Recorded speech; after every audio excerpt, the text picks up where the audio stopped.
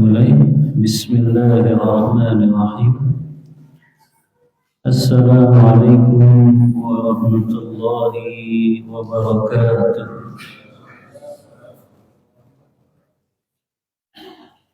Innal hamdalillah hamdan katsiran thayyiban mubarakan fi kama yuhibbu rabbuna wa yarda. Wa asyhadu an la ilaha illallah wahdahu la syarika lah. Wa asyhadu anna Muhammadan abduhu wa rasuluh. Allahumma salli wa sallim ala nabiyyina Muhammadin sallallahu alaihi wasallam wa ala alihi wa ashabihi wa man tabi'ahum bi ihsanin ila yaumiddin, amma ba'd. Ikhwani wa akhwati fillah rahimani wa rahimakumullah. Alhamdulillah, di malam hari ini dengan izin dan pertolongan dari Allah kita bisa melanjutkan kembali pembahasan kita, masih mengkaji kitab Al-Qaulul Mufid ala Kitab Tauhid, perkataan yang bermanfaat, penjelasan dari kitab Tauhid yang ditulis oleh Syekh Muhammad Ibn Saleh Al-Utsaimin rahimahullah ta'ala. Dan kita sampai pada bab yang ketiga. Pengarang kitab Tauhid Syekh Muhammad bin Abdul Wahhab memberikan judul dalam kitab Tauhidnya ini, bab yang ketiga, babun man haqqaqa tauhida dakhala al-jannata bighairi hisab. Bab siapa yang mengaplikasikan tauhid, siapa yang benar-benar menerapkan tauhid secara sempurna, maka dia akan masuk surga tanpa hisab. Ini bab yang ketiga, bab siapa yang mengaplikasikan tauhid, maka dia akan masuk surga tanpa hisab. Kenapa di sini nggak ada insya Allahnya? Kata pengarang kitab Tauhid, langsung siapa yang mengaplikasikan tauhid, maka dia akan masuk surga tanpa hisab. Nggak ada insya Allah. Benar nggak ini pemberian judulnya? Nggak ada insya Allahnya. Kenapa nggak ada insya Allahnya? Apakah bisa dipastikan orang yang mengaplikasikan tauhid dia langsung masuk surga tanpa hisab, tanpa insya Allah? Maka jawabannya iya. Karena kenapa?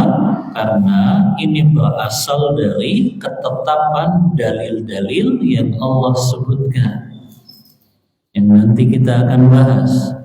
Makanya kenapa nggak perlu pakai insya Allah? Karena di sini maknanya umum.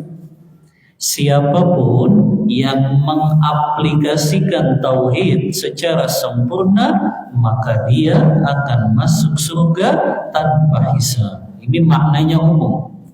Beda kalau kita langsung nunjuk persen to persen, fulan pasti masuk surga tanpa hisab. Nah itu gak boleh. Karena itu bermakna khusus individu, baru kita katakan fulan insya Allah masuk surga tanpa hisab. Adapun maknanya umum seperti ini, siapa yang mengaplikasikan tauhid, maka dia akan masuk surga tanpa hisab. Ini dibolehkan tanpa insya Allah karena ketetapan dalil mengatakan seperti itu.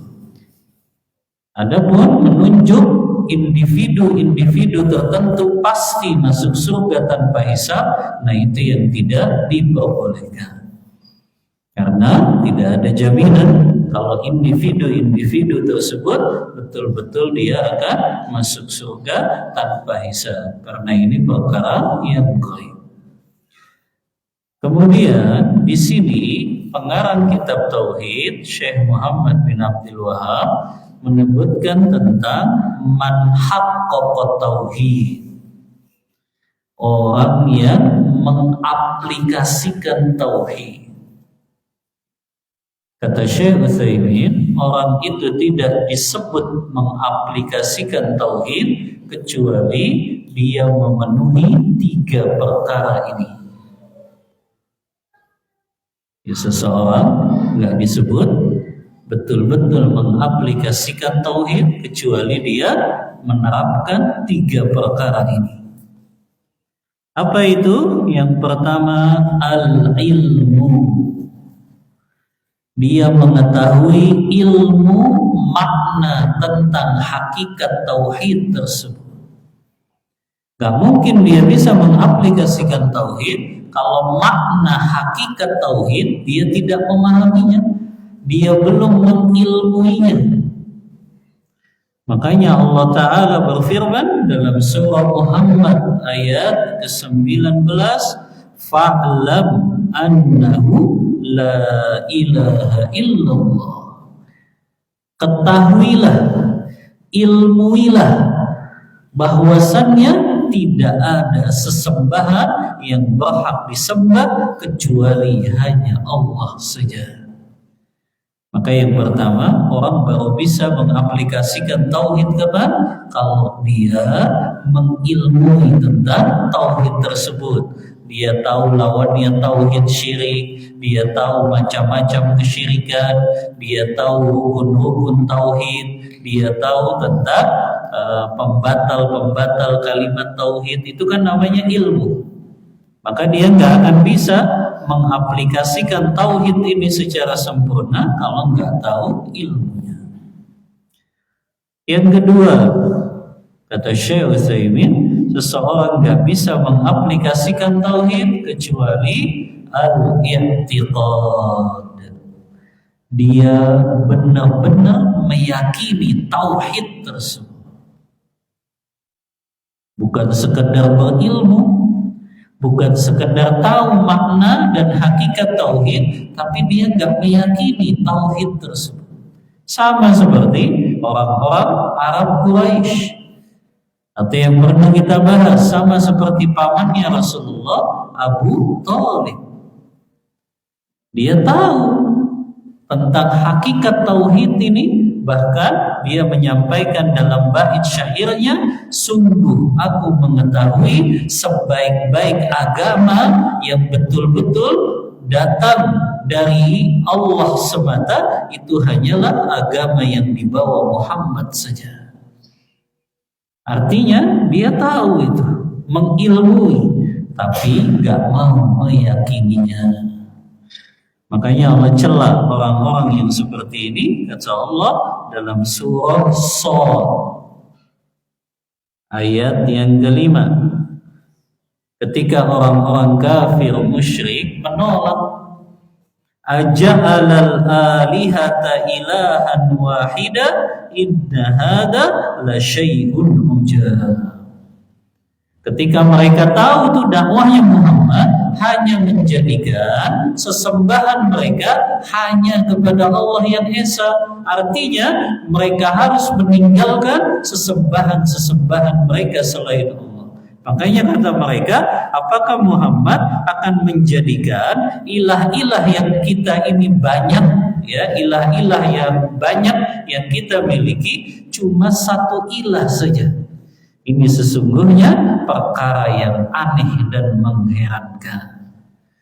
Mereka tahu ilmunya, tapi mereka nggak mau meyakininya. Yang ketiga, kata Syekh Utsaimin, tauhid ini tidak akan teraplikasikan pada diri seseorang kecuali yang ketiga, al-inqiyad.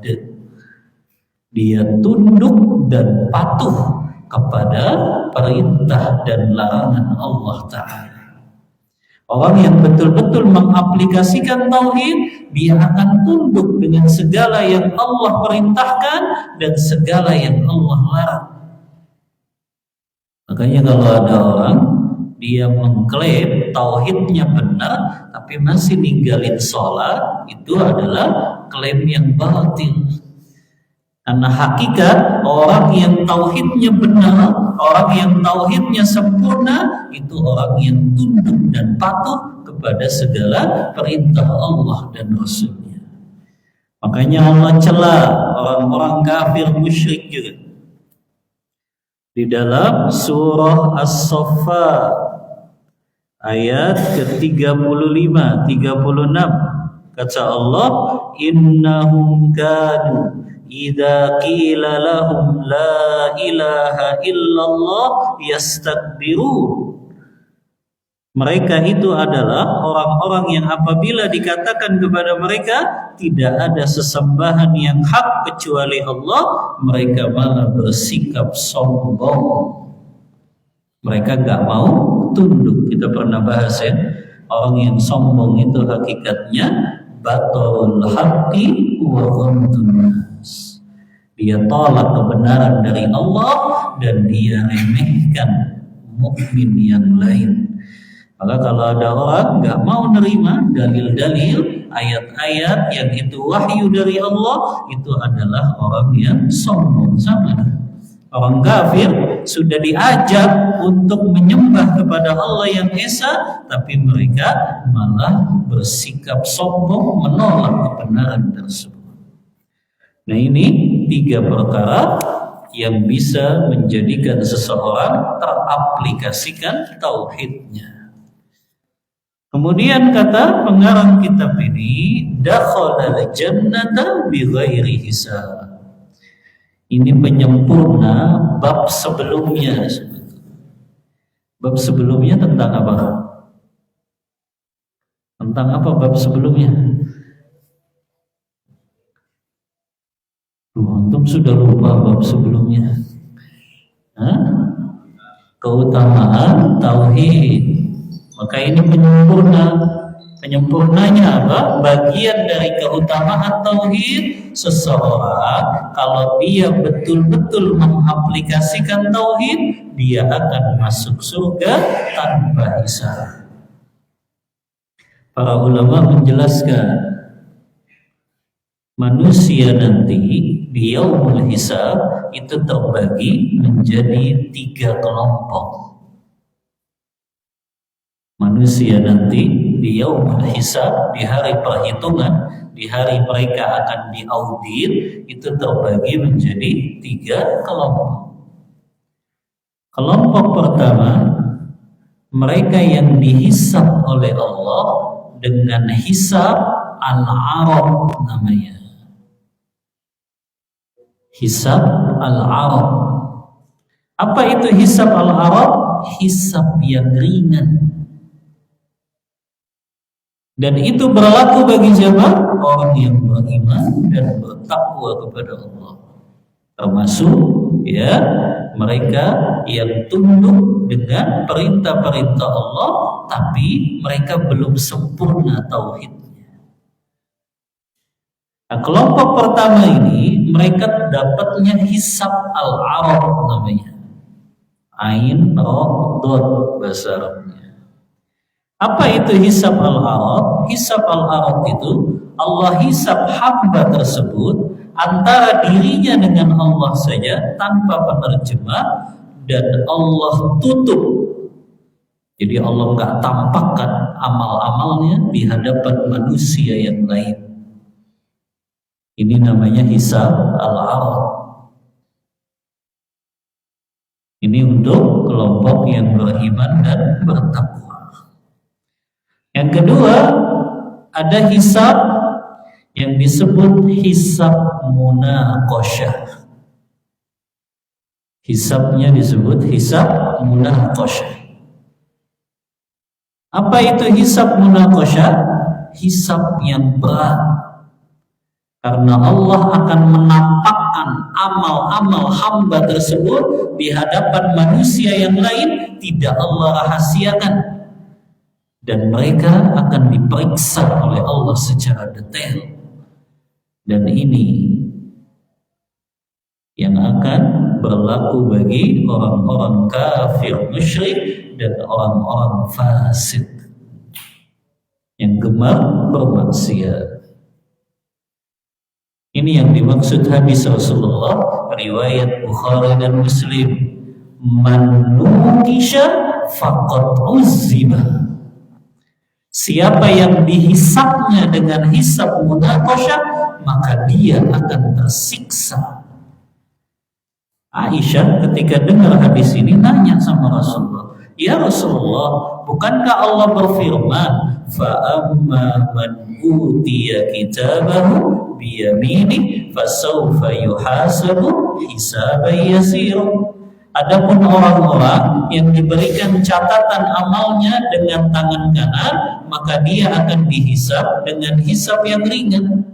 Tapi kok engkau berkata, siapa yang hisabnya dengan munaqasyah, maka dia akan diazab tersiksa. Maka kata Rasulullah, yang dimaksud ayat tadi surah Al-Insyiqaq ayat 7 dan 8 tadi, adapun orang yang diberikan catatan amalnya dengan tangan kanan, maka dia dapat hisab yang mudah, itulah hisab al-arad, kata Rasulullah. Jadi hisab al-arad itu hisab yang mudah tadi berlaku untuk siapa? Orang yang beriman, orang yang bertakwa, yang Allah tutupi itu, enggak Allah buka. Keburukan-keburukannya Allah rahasiakan, dan Allah tampakkan di hadapan dia saja.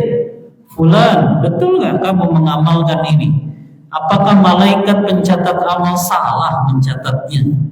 Maka hamba itu berkata, betul ya Rabb. Apakah engkau punya hujah untuk membela? Kata hamba tersebut, tidak ya Rabb. Maka Allah berkata, hari ini aku ampuni dosa-dosamu. Nah, ini hisab yang ringan.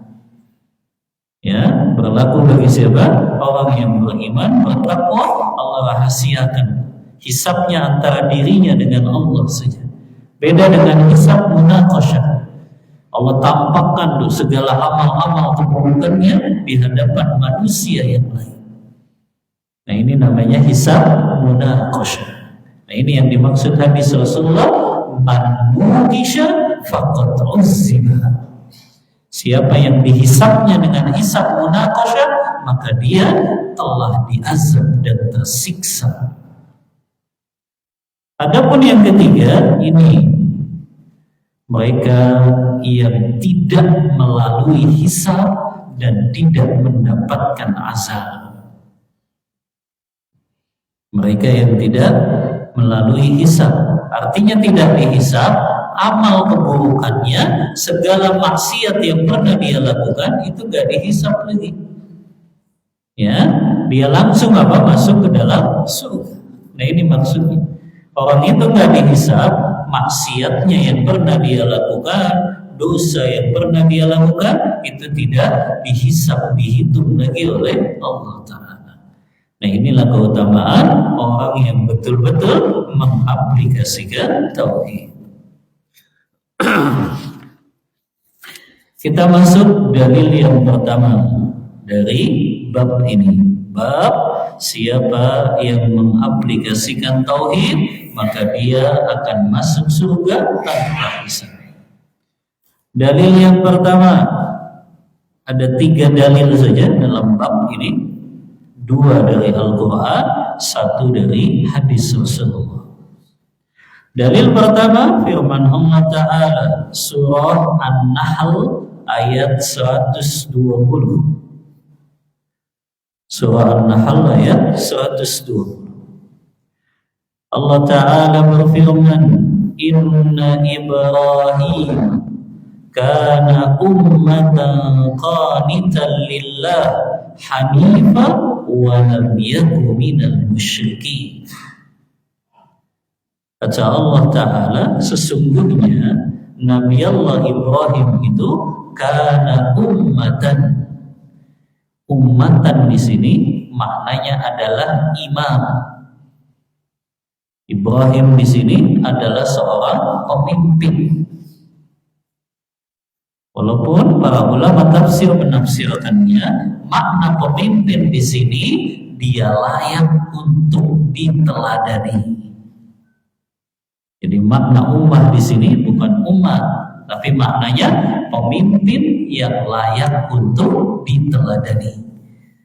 Dan ini ditafsirkan lagi dengan firman Allah dalam surah Al-Mumtahanah ayat yang keempat. Qad kanat lakum uswatun hasanatun fi Ibrahim walladzina ma'ah.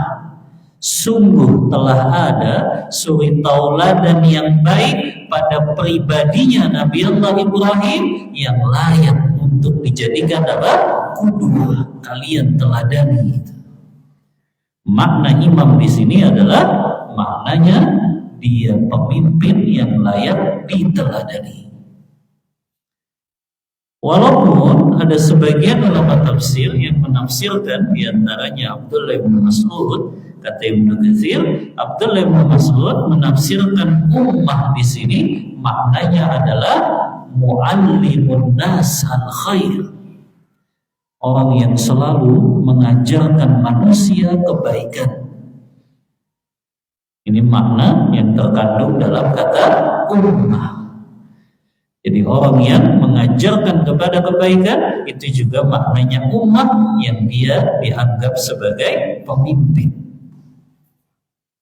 Kenapa Nabi Allah Ibrahim mendapatkan gelar ummah ini, yaitu pemimpin? Maknanya, kata Syekh Utsaimin, Allah puji Nabi Allah Ibrahim bahwasannya dia adalah pemimpin yang layak untuk diikuti, yang layak untuk diteladani. Kenapa? Karena Nabi Allah Ibrahim salah satu rasul yang mendapat gelar Ulul Azmi. Apa Ulul Azmi itu? Apa artinya rasul yang dapat gelar Ulul Azmi? Konsep pelajaran anak SD ini. Apa maksudnya rasul itu dapat gelar Ulul Azmi? Mereka para rasul yang ditimpa ujian dan cobaan yang begitu berat. Salah satunya Nabi Allah Ibrahim.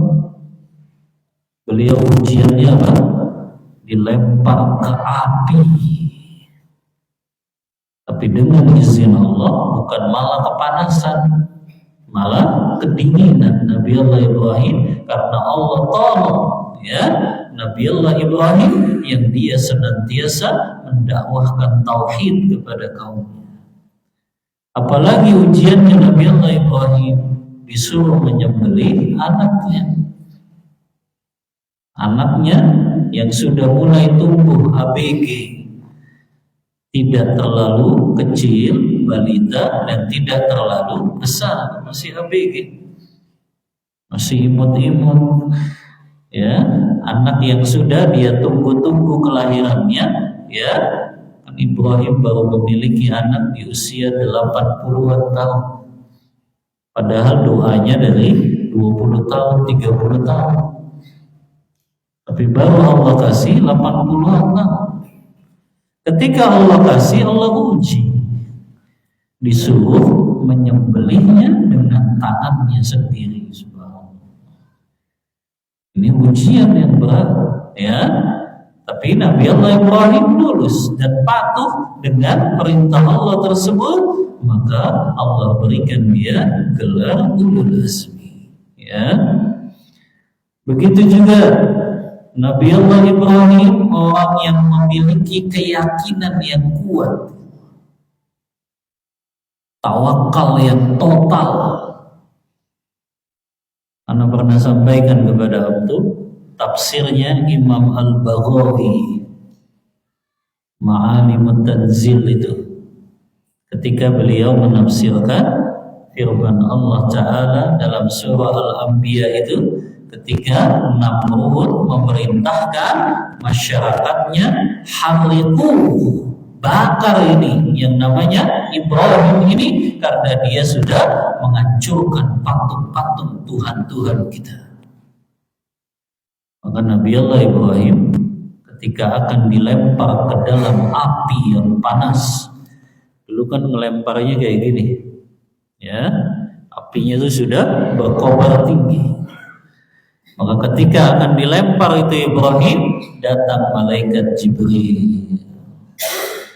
Kata Jibril, alaka hajatun ya Ibrahim, apakah engkau butuh bantuanku wahai Nabi Allah Ibrahim?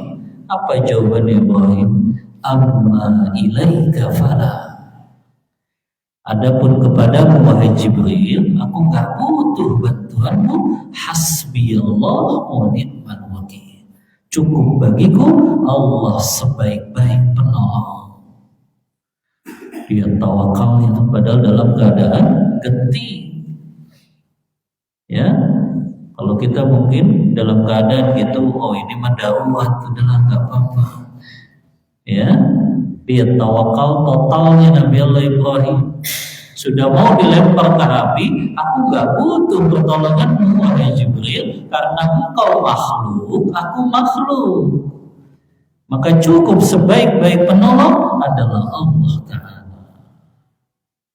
Makanya ini yang layak ditauladani dari Nabi Allah Ibrahim. Yang pertama keyakinannya yang kuat, yang kedua kesabarannya yang besar. Nah, ini yang para ulama menjelaskan kenapa Allah jadikan Nabi Allah Ibrahim pemimpin yang layak ditauladani dua ini. Ya, dia adalah orang yang kuat keyakinannya kepada Allah, kuat ya tawakalnya kepada Allah, dan dia orang yang sabar dengan ujian yang Allah berikan kepadanya. Makanya masuk dalam orang yang sempurna mengaplikasikan tauhid. Jadi Allah kasih contoh nih, sosok seseorang yang memang benar-benar mengaplikasikan tauhid itu ada pada dirinya Nabi Allah Ibrahim. Makanya diberikan julukannya apa?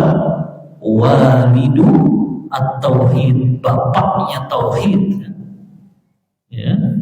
Karena pertama kali beliau ya yang menghadapi ya Raja Namrud itu lebih besar kekuasaannya dari Fir'aun. Ya, Raja Namrud itu hampir menguasai seluruh dunia. Fir'aun itu masih ecek-ecek, cuma Mesir doang. Ya, jadi lebih besar siapa? Namrud kekuasaannya. Dan itu yang dihadapi oleh Nabi Allah Ibrahim. Ya. Makanya bayangin menghadapi ya raja yang kekuasaannya itu hampir seluruh dunia saat itu. Ya. Adapun Firaun dia cuma penguasa Mesir saja. Ya, punya penguasa satu negara itu aja, beda dengan Namrud yang memang kekuasaannya besar. Dan Ibrahim dengan penuh keyakinan kepada Allah, dengan penuh kesabaran mampu menghadapi Namrud yang kekuasaannya itu hampir seluruh dunia di zaman itu. Makanya ini disebutnya apa? Imam ummah, pemimpin yang layak ditauladani karena dua sifat ini. Ya. Kemudian juga di antara sifatnya Nabi Allah Ibrahim di dalam ayat ini qanitan lillah, senantiasa qanit itu al-qunut dawamit ta'ah, senantiasa terus menerus dalam ketaatan kepada Allah. Ini makna qanit. Jadi istiqamah dalam ketaatan kepada Allah. Dan ini juga yang menjadikan Allah puji Nabi Allah Ibrahim alaihi salatu wassalam. Dia tetap dalam ketaatan kepada Allah.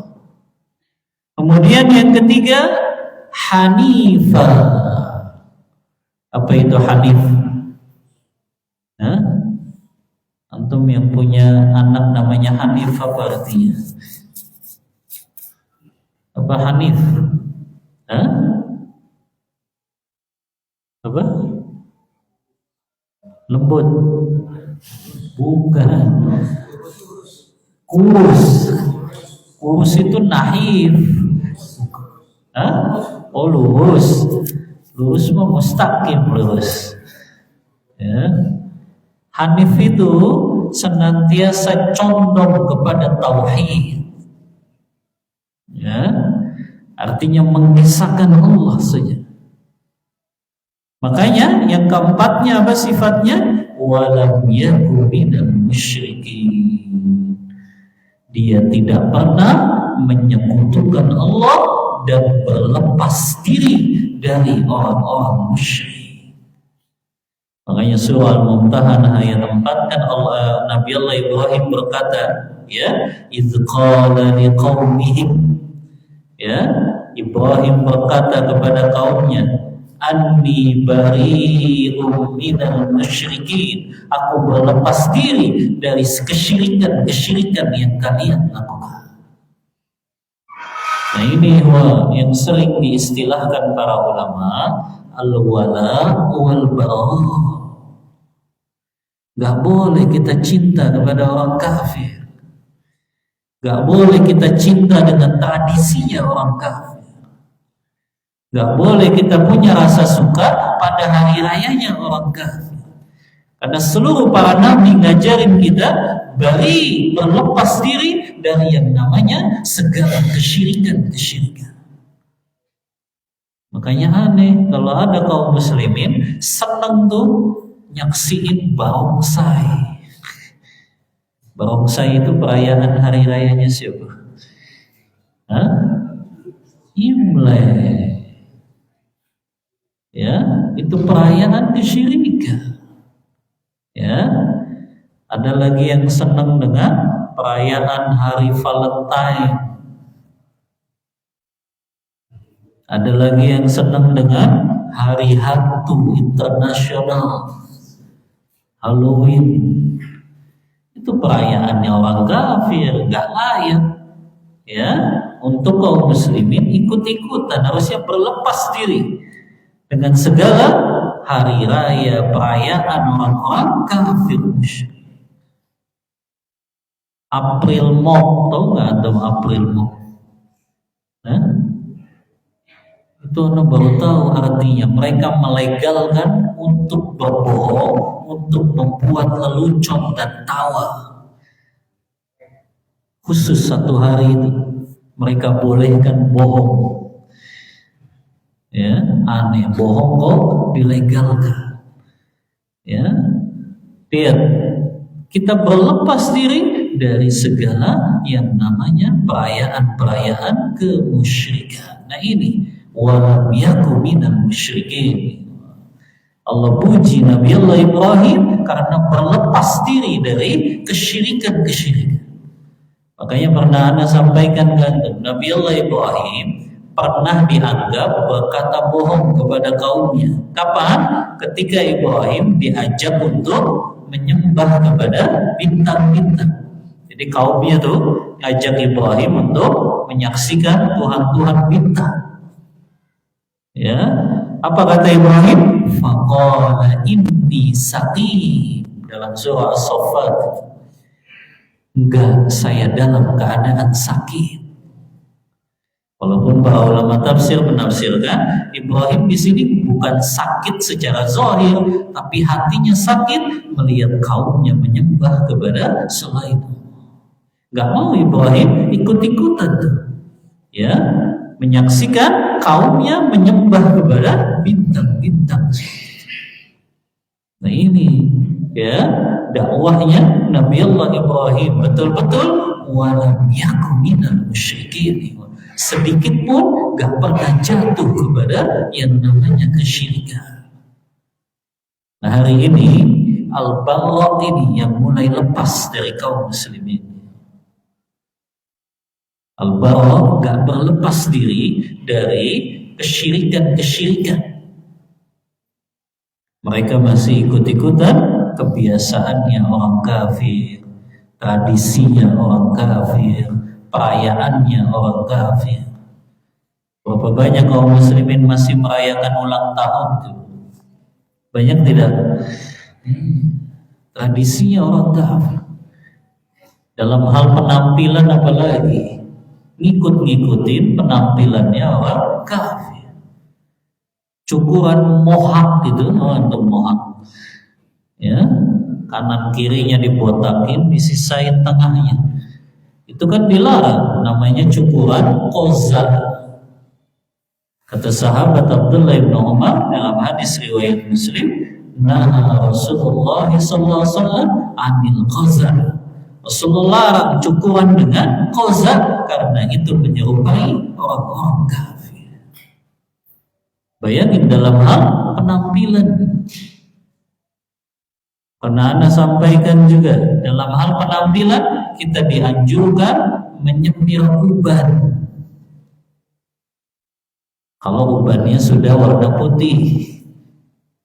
Karena kenapa? Orang Yahudi dan Nasrani, kata Rasulullah, mereka gak semir uban-uban mereka.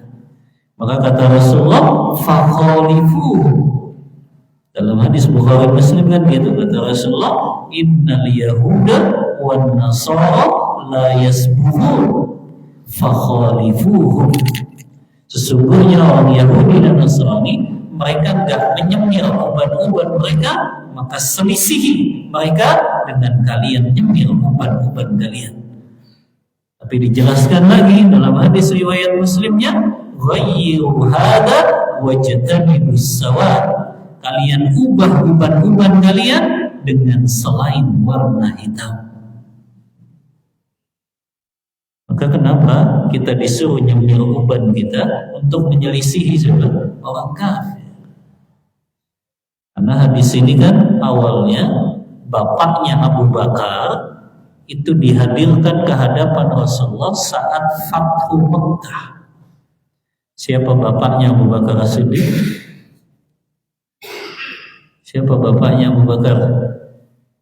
Abu Quhafah. Ya, makanya nama aslinya Abu Bakar siapa? Abdullah bin Abi Quhafah. Abu Quhafah itu masih musyrik. Didatangkan kepada Rasulullah ketika Fathu Mekah, seluruh rambutnya sudah putih, uban semuanya, jenggotnya juga sudah putih. Makanya Rasulullah bersabda dengan hadis tadi, innal yahuda wan nasara la yasbuhun. Sesungguhnya orang Yahudi dan Nasrani mereka tidak menyemir uban mereka, fakhalifuhum, kalian selisihi dengan cara kalian semir uban-uban kalian. Lihat dalam hal apa? Penampilan. Dalam hal penampilan kita disuruh berbeda dengan orang-orang kafir musyrik. Kan sepele itu penampilan, tapi ternyata tetap kata Rasulullah selisih. Kalau dalam hal penampilan saja kita disuruh menyelisih, apalagi dalam hal apa? Ritual ibadah. Sering Anda sampaikan juga dalam hal ritual ibadah, Rasulullah selalu ingin menyelisihi orang-orang kafir. Tidak ada sholat setelah sholat subuh dan setelah sholat asar. Kemudian puasanya berbeda dengan puasanya Yahudi dan Nasrani, ada makan sahurnya. Kemudian panggilan ibadah nggak mau mengikuti Yahudi pakai trompet, mengikuti lonceng orang-orang Nasrani, dalam rangka apa? Menyelisihi orang-orang kafir. Makanya para ulama Ahlus Sunnah mengatakan tujuan Allah syariatkan ibadah itu untuk menyelisihi orang-orang kafir. Antum perhatikan ya, semua syariat ibadah yang Allah syariatkan kepada kita itu dalam rangka menyelisihi orang-orang kafir, bukan malah niru-niru mereka, bukan malah menyerupai mereka. Nah, hari ini kaum muslimin kan begitu, ikut-ikutan yoga lagi, ya. Padahal sudah jelas, ya, yoga itu ada keyakinan tertentu, dan itu ritualnya siapa? Agama apa yoga? Ya, Buddha. Ya, keyakinan. Ya, kita sudah punya zikir, mau ngapain pakai yoga? Hari ini nih, ya, yang namanya berlepas diri dari kesyirikan, yang kaum muslimin itu menyepelekannya. Makanya ya, para ulama fikih sebetulnya begitu ketat itu. Apakah boleh seorang muslim atau muslimah jadi pelayannya orang kafir. Karena itu bisa menimbulkan apa? Loyalitas kepada orang kafir. Coba ada orang jadi pembantunya orang kafir, disuruh sama majikannya, ambilin dong bir bintang di kulkas. Ya, namanya pembantu kan? Ya kalau nggak mau dipecat. Ya, akhirnya apa? Dia ambilin itu bir bintangnya, itu bagian dari loyalitas kepada orang kafir. Dan anak baca dalam Bidayatul Mujtahid yang paling keras dalam masalah itu justru Imam Syafi'i. Imam Syafi'i itu mengharamkan secara mutlak gak boleh muslim atau muslimah bekerja jadi pelayannya orang kafir. Karena itu akan apa? Menimbulkan loyalitas dia kepada orang kafir tersebut. Tadi ya disuruh melakukan yang haram, akhirnya dia lakukan. Kerja di restoran orang kafir, disuruh masaknya daging babi, daging anjing, nggak boleh. Karena kenapa? Itu loyalitas kepada mereka. Sama saja dengan memberikan loyalitas kepada orang kafir. Dia tunduk kepada orang kafir itu, padahal itu makanan yang diharamkan dalam Islam. Makanya ini subhanallah, para ulama itu begitu tegas dalam masalah al-wala wal bara. Jangan sampai kita seorang mukmin punya loyalitas kepada orang-orang kafir. Bayangin hanya sekedar jadi pelayan saja nggak dibolehin sama Imam Syafi'i. Karena kenapa? Itu bisa menimbulkan loyalitas kepada mereka. Ya, patuh kepada mereka dalam melakukan apa? Yang haram. Ini pentingnya kaum muslimin, mereka harusnya memahami konsep ini, betul-betul berlepas diri sudah dari orang-orang kafir. Gak boleh mencintai mereka, gak boleh mencintai ajaran mereka, gak boleh mencintai tradisi dan kebiasaan mereka. Karena itulah makna dari kita berlepas diri dari yang namanya kesyirikan. Hari ini subhanallah banyak yang sudah lupa dengan konsep ini. Ya, konsep kita betul-betul bara'ah, berlepas diri dari orang-orang kafir musyrik, gak punya loyalitas kepada mereka. Ini diantara kenapa Allah puji Nabi Allah Ibrahim, karena dia betul-betul wa lam yakun minal musyrikin. Dia gak pernah jatuh kepada kesyirikan, gak punya walak kepada orang-orang kafir, gak pernah punya loyalitas kepada orang kafir. Karena loyalitasnya orang beriman kepada siapa? Kepada Allah, kepada Rasulullah, dan kepada orang beriman saja. Adapun kepada orang kafir gak boleh. Makanya gak boleh membangga-banggakan orang kafir. Dilarang itu. Membangga-banggakan negeri kafir, sehebat apapun negeri tersebut. Makanya pernah Anda sampaikan ke antum, gak boleh jalan-jalan healingnya ke negeri kafir. Ya, karena apa? Sama aja itu bagian dari loyalitas.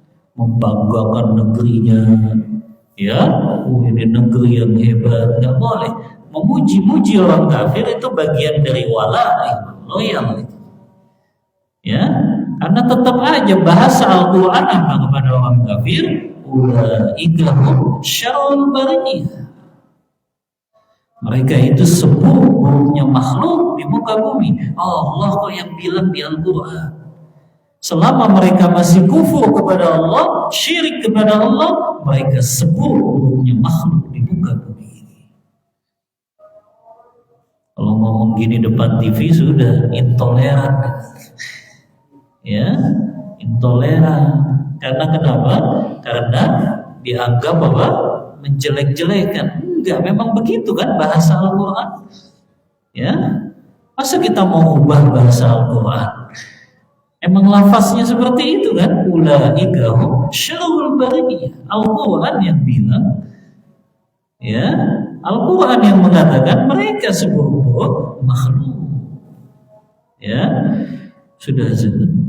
Kita break dulu untuk azan. Wassallallahu ala nabiyyina Muhammadin wa ala alihi washabbihi wasallam.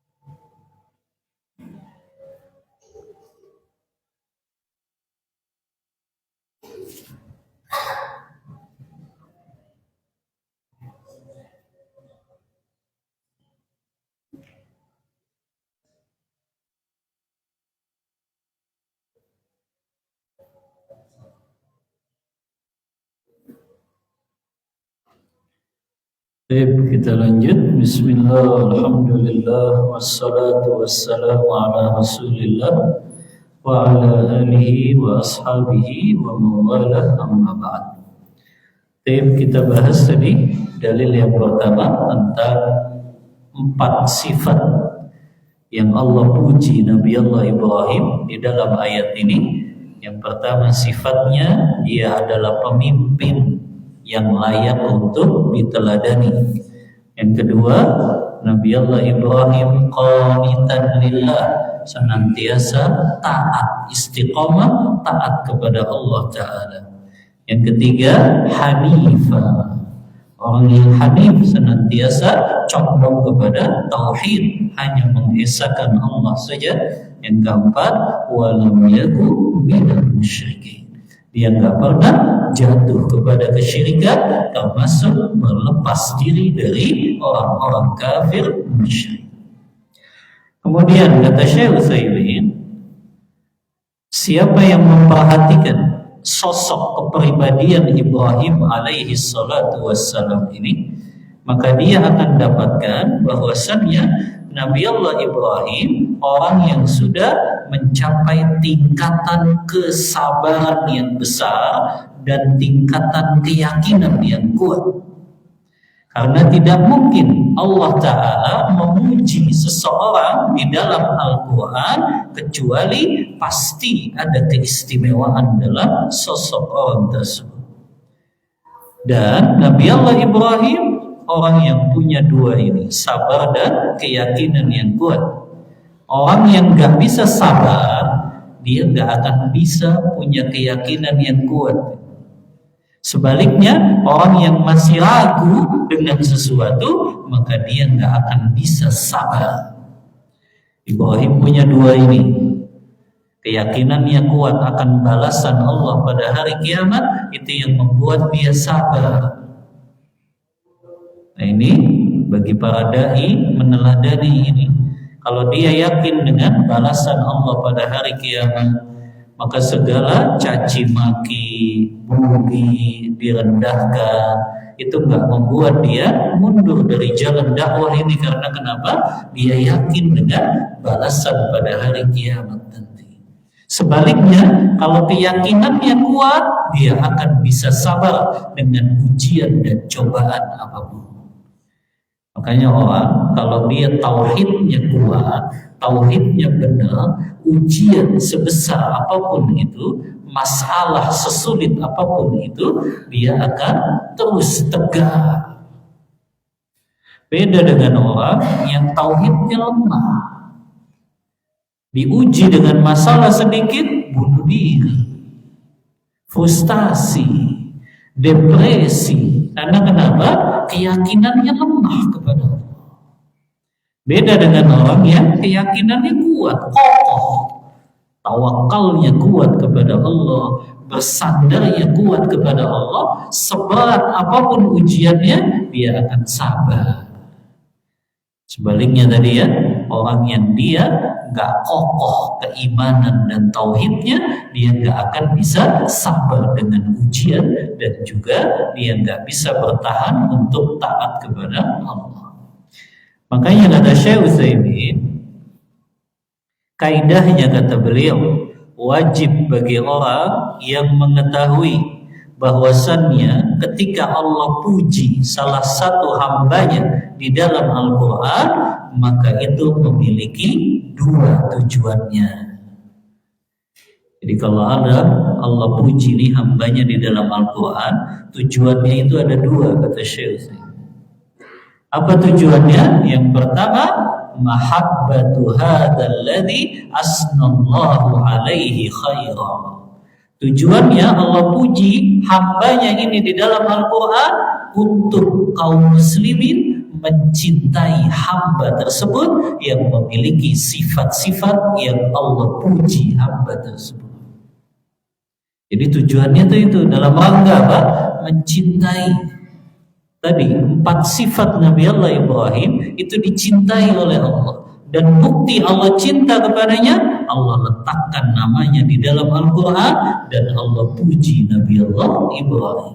Berarti sebaliknya kan, Allah yang Allah cela di dalam Al-Quran, maka kita pun harus mencelanya. Itu kaidahnya ya. Kalau kita disuruh memuji apa yang Allah puji, berarti kita juga mencela apa yang Allah cela. Ya, Allah cela kesyirikan, kemaksiatan, kefasikan, termasuk Allah cela orang-orang kafir musyrik, Allah cela orang-orang fasik, maka kita pun mencela dan membenci mereka. Karena kenapa? Begitulah Allah membenci mereka. Lagi-lagi al-wala wal bara, itu ikatan keimanan yang paling kuat. mencintai sesuatu karena Allah, membenci sesuatu karena Allah Ta'ala. Maka ini tujuan yang pertama, mencintai orang yang Allah puji di dalam Al-Quran. Yang kedua tujuannya, Allah puji seorang hamba di dalam Al-Quran, an-naqtadiya bihi fi hadhihi sifat allati asnallahu biha alaihi. Kita diperintahkan meneladani orang yang Allah puji tersebut, yang dia memiliki sifat-sifat yang Allah puji. Jadi dua tujuannya. Allah hadirkan sosok Nabi Allah Ibrahim di dalam Al-Quran, yang Allah puji Nabi Allah Ibrahim tersebut untuk dua. Kita mencintai Nabi Allah Ibrahim. Yang kedua, kita meneladani sifatnya tadi. Ada berapa tadi sifatnya? 4 tadi. Ya, pemimpin yang layak dijadikan tauladan. Yang kedua, dia orang yang istiqamah, terus taat kepada Allah. Yang ketiga, dia senantiasa mentauhidkan Allah. Dan yang keempat, berlepas diri dari orang-orang kafir musyrik. Nah, 4 ini yang layak kita teladani ketika Allah menceritakan sosok tentang hambanya yang Allah puji dalam Al-Quran. Ya, ini dalil yang pertama. Dalil yang kedua, masih firman Allah Ta'ala surah Al-Mu'minun ayat 59. Allah Ta'ala berfirman, walladzina hum bi rabbihim la yusyrikun. Allah puji, ini sifatnya orang bertakwa. Mereka itu kepada Rabbnya tidak pernah menyekutukan Allah dengan sesuatu apapun. Berarti di sini terbebas dari syirik besar dan syirik kecil. Ini yang Allah puji nih. Bukan hanya syirik besar saja, tapi syirik kecil. Ya, yang pernah dijelaskan ya, syirik besar itu menjadikan selain Allah itu disembah seperti dia menyembah kepada Allah, atau menyamakan selain Allah kedudukannya dengan Allah. Itu syirik besar. Tapi kalau syirik kecil, melakukan amalan yang itu menjadi sarana jatuh kepada syirik besar. Contohnya apa? Riya. Riya itu kan syirik kecil, tapi itu bisa jadi sarana jatuh kepada syirik besar. Gimana maksudnya? Awalnya orang itu, riya itu kan, dia ibadah untuk Allah di satu sisi, tapi sebagian juga untuk manusia, dapat pujian. Maka masih 50-50 nih. Tapi ini bisa jadi sarana ke syirik besar kapan? Kalau untuk Allahnya sudah gak disisakan. Semuanya hanya untuk meraih pujian, sanjungan saja. Jatuhnya apa? Syirik besar. Kalau untuk Allahnya sudah nggak disisain, pokoknya dia ibadah betul-betul hanya untuk cari apa? Pujian, sanjungan. Ya, makanya definisi syirik kecil itu segala amalan yang bisa menjadi sarana jatuh kepada syirik besar. Dan yang Allah puji di sini, orang yang mengaplikasikan tauhid dengan benar, dia tidak jatuh kepada syirik besar dan juga syirik kecil. Ini makanya balasannya luar biasa, masuk surga tanpa hisab. Karena bukan hanya terbebas dari syirik besar saja, tapi dia betul-betul terbebas dari syirik kecil. Syirik kecil itu apa saja? Syirik kecil itu ya sum'ah, bersumpah atas nama selain Allah, atau mengucapkan, menetapkan nikmat kepada selain Allah. Kalau bukan karena fulan, saya tidak akan bisa seperti ini. Oh, ini terjadi karena kehendak fulan. Jadi dia sandarkan nikmat kepada selain Allah, itu jatuh kepada syirik kecil. Atau dia berkata, kalau bukan karena kalau bukan karena Allah dan karena dokter fulan, nah itu sudah syirik kecil juga. Nggak boleh pakai kata-kata dan. Tapi yang boleh adalah kalau bukan karena Allah, kemudian karena fulan. Jadi pakai kata-katanya apa? Kemudian, bukan pakai dan. Kalau pakai dan sama saja dia menyetarakan makhluk ini dengan Allah Ta'ala. Ya. Ini dua dalil dulu ya. Dalil ketiga hadis cukup panjang. Kita bahas di pertemuan selanjutnya saja. Untuk materi yang dicukupkan, kita buka diskusi dan tanya jawab. Wassallallahu ala nabiyyina Muhammadin wa ala alihi wa sahbihi wasallam.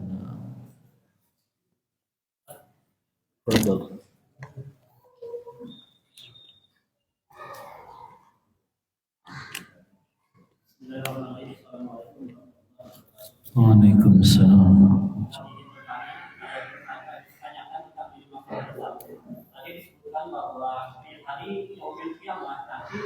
Orang bisa akan dibagi menjadi tiga. Tadi sebutkan bahwa yang depan hisab Allah untuk hisab ringan untuk orang beriman. Yang kedua tentang masalah hisab mu'akhasah untuk orang yang berat, yaitu orang kafir dan orang musyrik. Nah, pertanyaan saya, kenapa orang musyrik masih dihisab? Padahal itu di luar agama Islam, seperti Yahudi atau Nasrani. Pertanyaan pertama. Itu pertanyaan yang kedua tentang masalah hewan sembelihan atau zakat.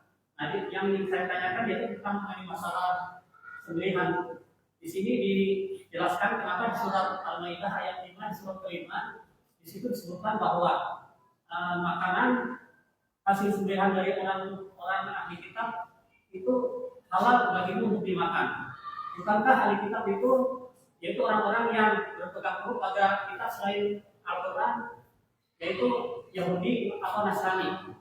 Pertanyaan saya, kenapa ahli kitab yang mana saat itu? Karena kalau menuju ke surat Al-An'am ayat 121, sembelihan yang kata disebut nama Allah itu diharamkan. Iya.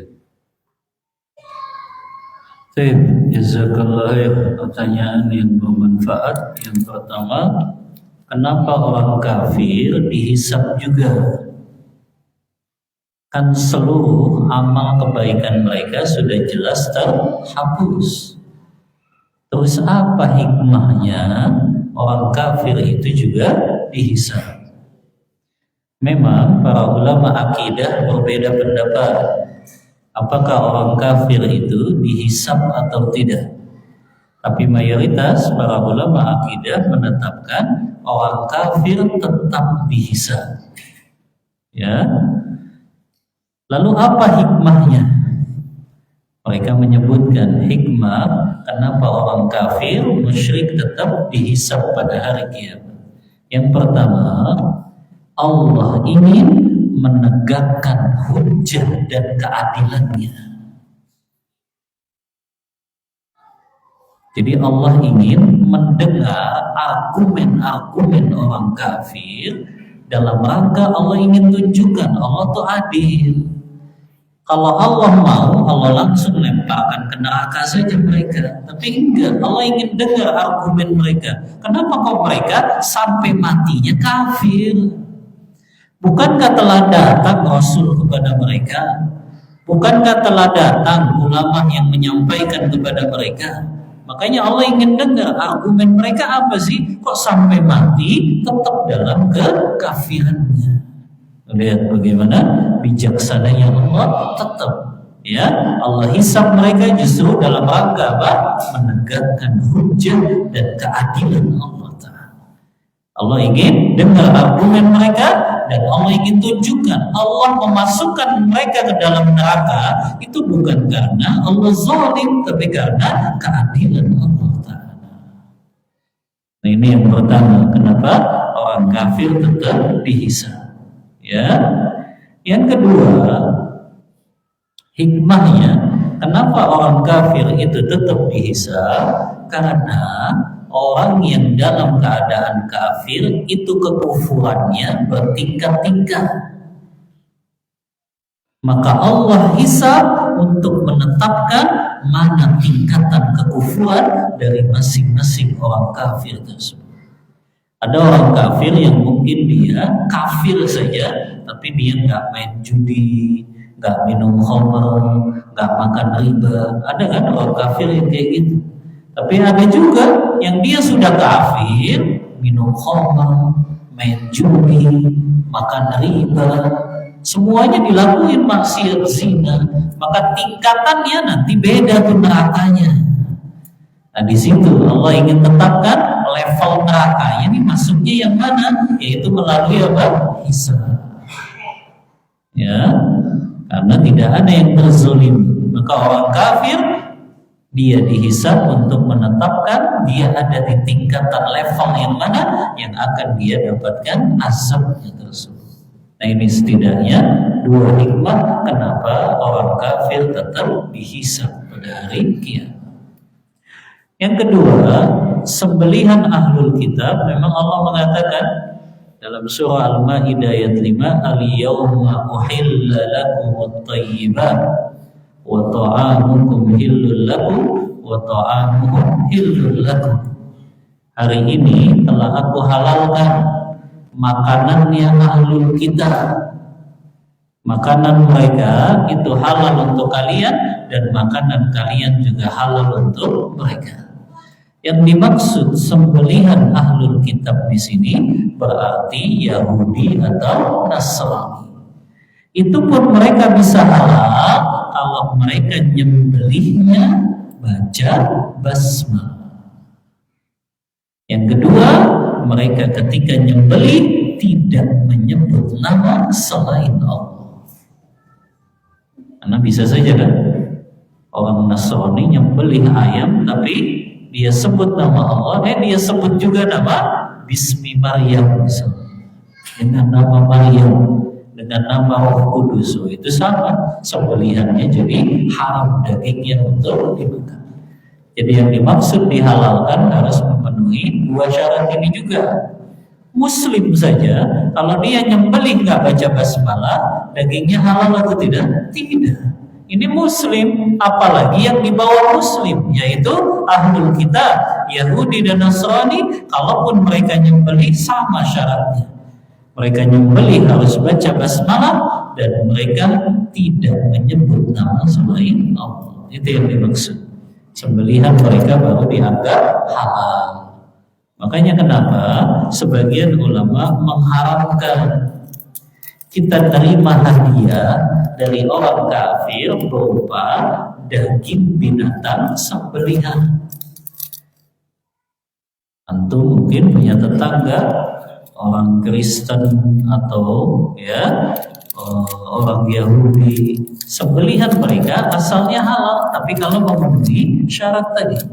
Tapi kan kita nggak bisa pastikan, nggak bisa pastikan apakah dia ketika nyembelih betul-betul baca basmalah atau ketika dia nyembelih tidak menyebut nama selain Allah. Makanya sebagian ulama mengharamkan, nggak boleh menerima hadiah berupa daging binatang sembelihan dari orang kafir. Wallahu ta'ala a'lam bishawab. Nah, tafadhal.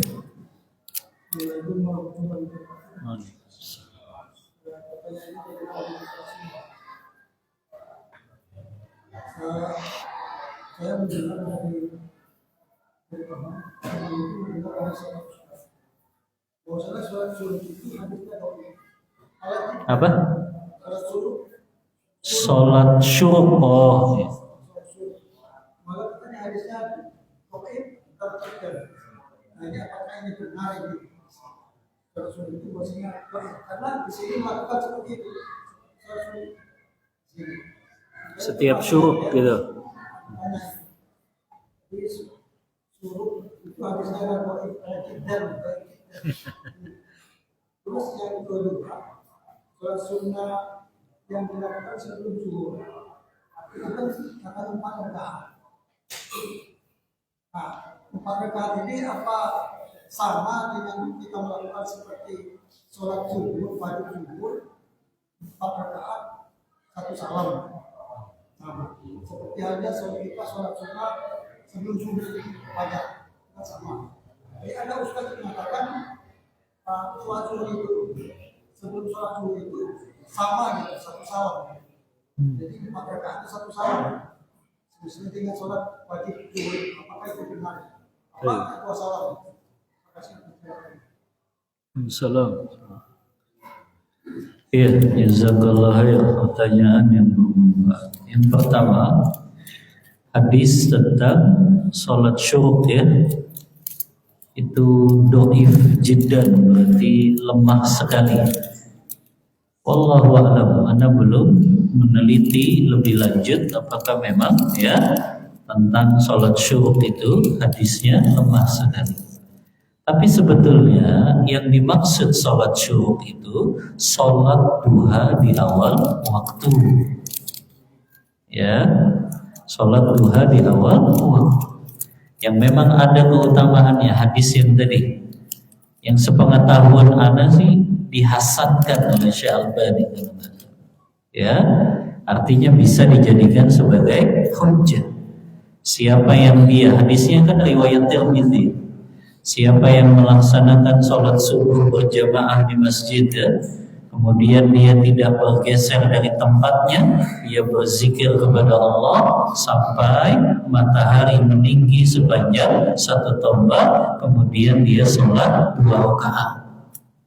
Ya, hadisnya ini kan, maka dia dapat pahala seperti orang yang melaksanakan haji dan umrah secara sempurna. Ya. Yang Anda tahu Allah alam ya, Syekh Albani kalau tidak salah menghasankan hadis ini. Tapi coba nanti Anda lihat apakah memang mayoritas ulama hadis yang lain mendoifkannya atau tidak. Ya, nanti ini perlu penelitian lagi. Ya. Yang kedua berkaitan dengan apa tadi? Oh iya, qobliyah zuhur ya.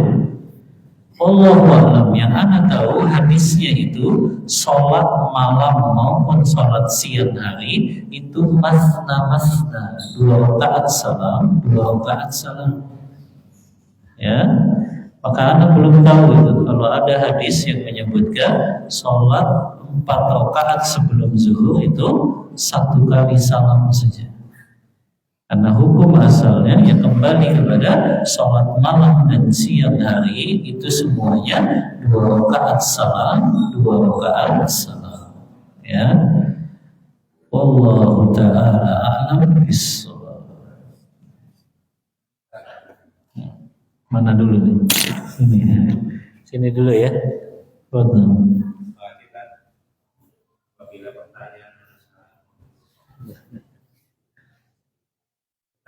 Bahwa Islam apa? Islam itu terbagi 3. Islam, iman, sama ihsan. Nah, apabila orang salah satu contoh misalnya orang itu masuk ke kategori Islam, itu tingkatan iman atau ihsan, secara otomatis bahwa orang ini belum bisa mengaplikasikan masalah 3 tauhid tadi yang disampaikan tentang masalah atau meyakini tauhid atau tindakan patuh terhadap perintah Allah. Yang menjadi pertanyaan adalah kembali kepada penyempurnaan bab sebelumnya, kembali yang disampaikan sama namanya itu, apakah orang itu masuk isapan atau isap munas kosak atau yang lain. Maksudnya yang dia muslim saja tadi. Baru Islam itu.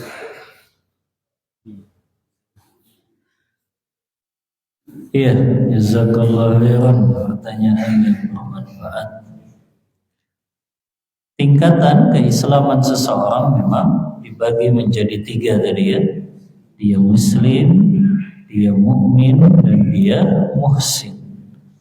Dan tingkatan yang paling rendah memang dia sekedar muslim saja. Artinya dia mengucapkan 2 kalimat syahadat. Dia tetap mentauhidkan Allah, tapi tauhidnya tidak sempurna. Ya, atau mungkin dia iringi ya keimanannya bercampur dengan perbuatan-perbuatan maksiat. Apakah dia masuk dalam hisab yang al-awam atau dia masuknya hisab munaqasyah? Maka perlu dirinci. Muslim ini kalau dia memang tidak segemar melakukan maksiat, dan dia juga orang yang mungkin mencukupkan dengan yang wajib-wajib saja, tidak melakukan yang sunnah, Muslim yang seperti ini maka tetap dia bisa mendapatkan hisabnya hisab al-awam selama dia nggak menyukai yang namanya kemaksiatan. Tapi kalau ini muslimnya dia gemar maksiat, muslim tapi senang main judi, minum khamar, zina, makan riba. Nah kalau muslimnya seperti ini, maka kemungkinan dia akan mendapat hisabnya hisab munaqasyah. Makanya Anda sebut tadi hisab munaqasyah itu untuk siapa? Kafir, fasik. Apa definisinya fasik itu? Gemar melakukan maksiat. Itu kan definisinya fasik. Atau dia jatuh dalam dosa-dosa besar. Makanya dirinci muslimnya tadi. Ya, dia masuk muslim yang sampai kategori fasik atau tidak. Kalau dia muslim yang muslim fasik, baru dia akan dapat hisabnya hisab munaqasyah. Apa kalau dia muslimnya tidak sampai derajat fasik, hanya memang belum sempurna saja, tapi tetap dia akan hisabnya hisab al-awam. Allah Ta'ala a'lam bissawab. Gitu ya. Tafadhal.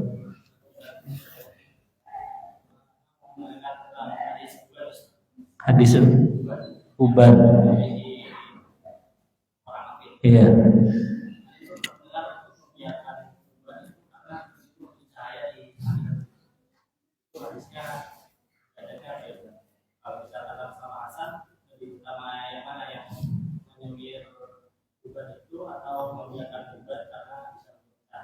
Oh, wallahu a'lam. Yang Anda tahu hadis itu hanya menyatakan uban itu akan menjadi cahaya pada hari kiamat. Emang ada kata membiarkannya? Berarti yang di situ larangannya larangan mencabut.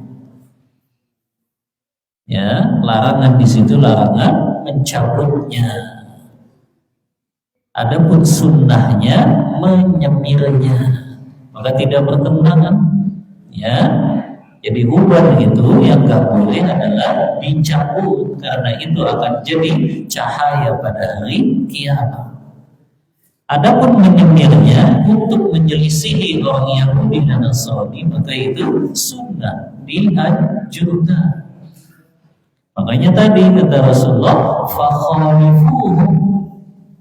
Ini hadisnya muttafaqun alaihi, Bukhari dan Muslim. Ya, sesungguhnya Yahudi dan Nasrani mereka tidak menyemir uban-uban mereka, maka selisihi mereka dengan kalian menyemir uban-uban kalian dengan selain warna hitam. Bahkan pendapat sebagian ulama, larangan warna hitam itu hanya untuk laki-laki saja. Kata sebagian ulama, adapun untuk perempuan dia boleh pakai warna hitam supaya tetap menarik di hadapan suaminya. Karena kalau sudah putih-putih kan perempuan suaminya gak tertarik lagi. Makanya sebagian ulama membolehkan ya pakai semirnya warna hitam khusus untuk wanita. Walaupun pendapat yang lebih kuat tetap larangan ini berlaku bagi laki dan perempuan, nggak boleh nyemirnya dengan warna hitam. Adapun selain warna hitam boleh bagi ibu-ibu juga yang sudah berusia supaya tetap kelihatan menarik di hadapan suaminya, boleh dikasih warna kekuning-kuningan, kemerah-merahan kalau sudah tumbuh uban. Ya, dan ini sunnah dalam rangka menyelisihi orang-orang kafir. Jadi yang dilarang dicabut. Adapun di semir justru itu lebih afdal karena sunnah menyelisihi orang-orang kafir musyrik. Allah Ta'ala a'lam bissawab. Ada lagi?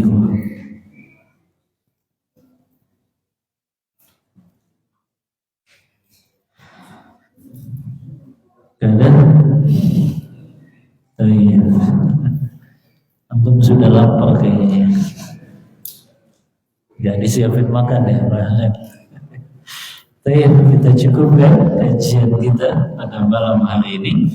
Insyaallah kita lanjut dalil yang terakhir dari bab ini tentang siapa yang mengaplikasikan tauhid dia akan masuk surga tanpa hisab di pertemuan selanjutnya insyaallah biiznillah taala. Wallahu taala alam bissawab. Mohon maaf bila ada kata-kata yang kurang berkenan di hati ikhwan dan akhwat. Wassallallahu ala nabiyyina Muhammadin wa ala alihi wa sahbihi wasallam. Kita tutup kajian kita membaca doa kafaratul majlis. Subhanakallahumma wa bihamdika asyhadu an la ilaha illa anta astaghfiruka wa atubu ilaik. Walhamdulillahi rabbil alamin. Wassalamu alaikum warahmatullahi wabarakatuh.